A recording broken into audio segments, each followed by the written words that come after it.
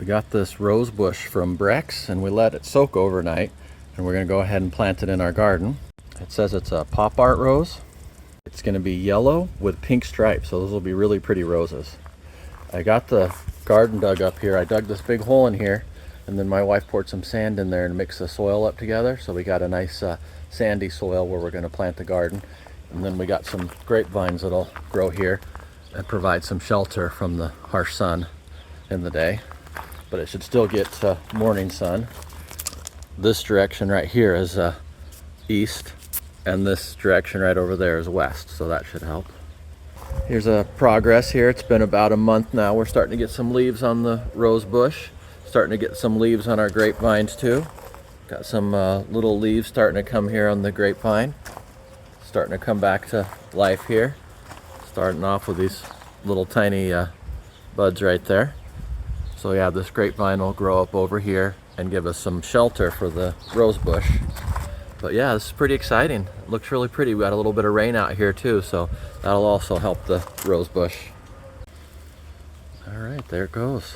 Getting the dirt around there. You see all those thorns on there. When I put this topsoil in here, I found a horseshoe in the topsoil, so I went ahead and hung it up here on the garden bed there. I pointed it up. They say that that keeps the luck in, so they say this a horseshoe is for good luck and for protection, so our garden has some good luck. But my wife said she's not quite sure how the horseshoe got in the garden soil, so we're not quite sure about that. But we'll just take it as good luck. Yeah, it'll be really pretty to have a rose bush in here. All right, we got it in there, and then we got our little irrigation lines going there to the bottom of the rose bush. Got a little bit of a drip on this splitter here. I'm going to go ahead and replace it with a new one. I got this big one right here. I'll go ahead and put that on there. I got some Teflon tape on here. Went ahead and wrapped that around there. We'll go ahead and use that to get a good seal. All right, we got this turned on here. This seems pretty good. I don't see any drips on there. So yeah, this seems pretty nice. I'll go ahead and put some more tape on here, and then I'll get the rest of this stuff hooked up. All right, I got some of this tape down on here too. You just make sure you go in the right direction there, so when you screw the thing on there, it doesn't unwind the tape there.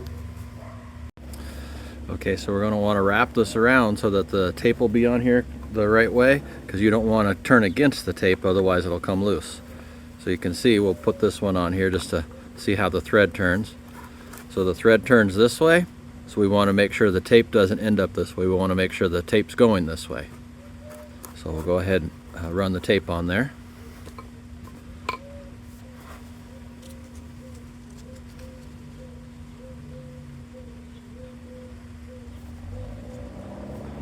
Opposite here.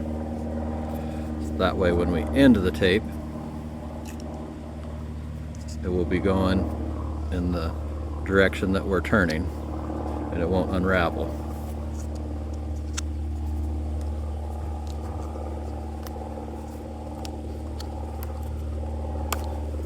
So you can see it ended right there like that. So then when we connect the hose to it, we're just going to turn it in that same direction and we'll be all right.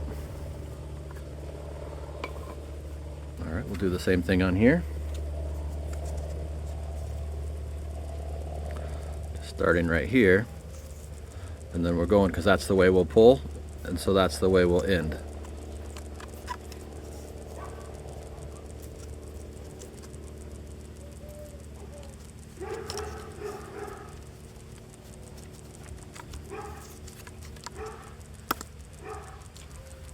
So the same thing here.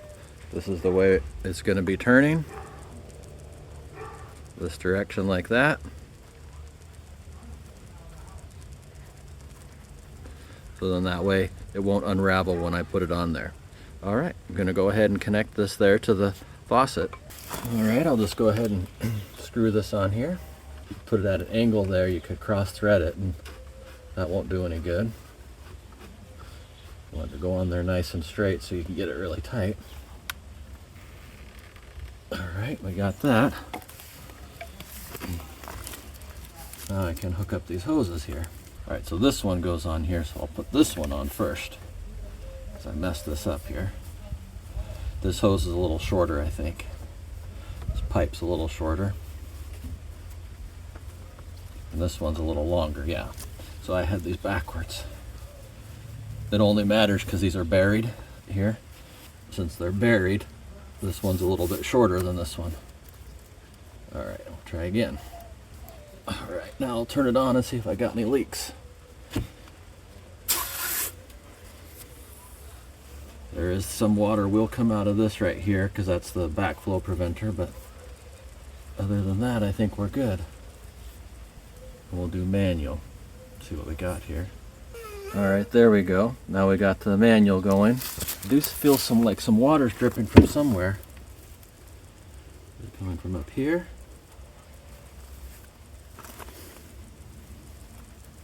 It's up here. All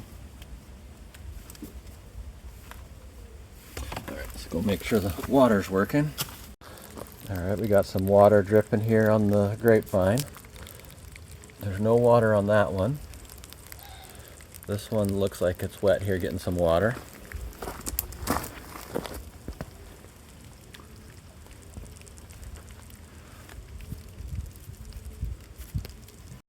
Okay, got these all set up here. This one's dripping, and then these are dripping here, and then that one over there is dripping. So we got water on here. Here's a progress here. It's been about a month now. We're starting to get some leaves on the rose bush. Starting to get some leaves on our grapevines too. Got some little leaves starting to come here on the grapevine. Starting to come back to life here. Starting off with these little tiny buds right there. So yeah, this grapevine will grow up over here and give us some shelter for the rose bush. But yeah, this is pretty exciting. It looks really pretty. We got a little bit of rain out here too, so that'll also help the rose bush. All right, I'll post an update when we get a rose on here. So like and subscribe and all that good stuff so you don't miss it. Pretty exciting.